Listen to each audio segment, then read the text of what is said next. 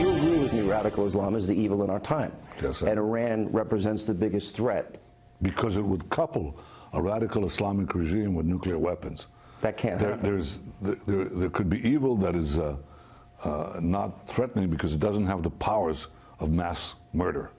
But when you couple a radical Islamic regime that says death to America with the weapons of mass death, then you have a much, much bigger problem. A squared, B squared, C squared. Radical Islamic terrorists, weapons of mass destruction equals a modern-day Holocaust?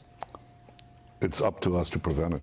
All right, that was Israeli Prime Minister Benjamin Netanyahu on this program last night talking about the threat posed by a nuclear Iran. Joining us now with the reaction, author of Besiege, retired Brigadier General Tony Tata, former spokesperson for the U.S. ambassador to the United Nations, Fox News contributor Rick Grinnell. Rick, I think it's pretty clear, but he stood on the stage for so long as a voice in the wilderness. Now he has a partner. What changes now?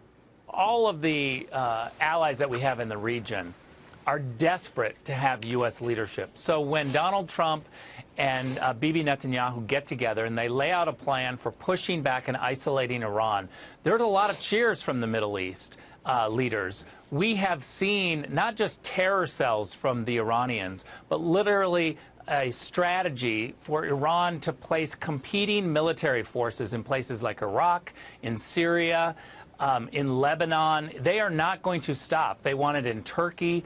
And what the Middle East and Arab leaders are now standing up and seeing is that the United States is saying, we are going to once again push back the Iranians and isolate them. There are a lot of cheers coming up from the Middle East on that. Yeah, and let me play for you a moment about this new coalition, General, where I ask him, are the Saudis, the Egyptians, the Jordanians joining forces with Israel? Let me play this cut for you.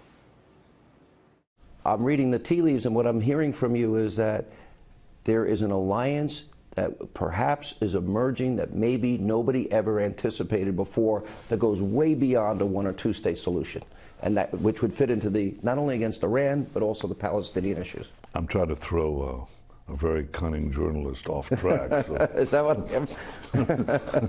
But look, I'm looking for hope. I think there's a lot of hope. I think there's hope first in their resolve to resist these terrorists, these brutes, and second in the understanding that we can forge new relationships that we never had before. General, did you pick up what I picked up during that press conference, this emerging alliance, something much bigger than people or even have conceived of before?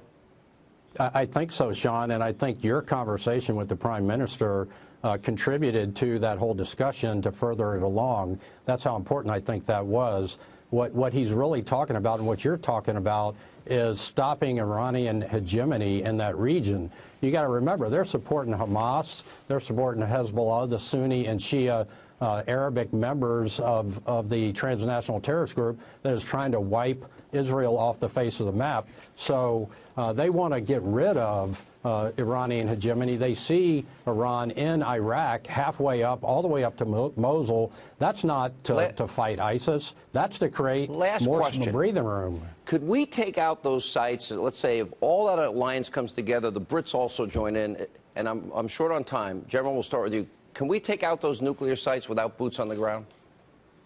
We could. It's better to have boots on the ground. Some of our secret folks on the ground with lasers that can do that. But yes, absolutely, we could. And you agree with that, Rick? Look, I think that we need to have boots on the ground because you get timely intelligence. What we've seen inside Syria but not a lot of boots, is that not it just doesn't. No, enough for intelligence. We need timely intelligence, and that's all we need. All right, guys, good to see you both. Appreciate it. That's an important discussion.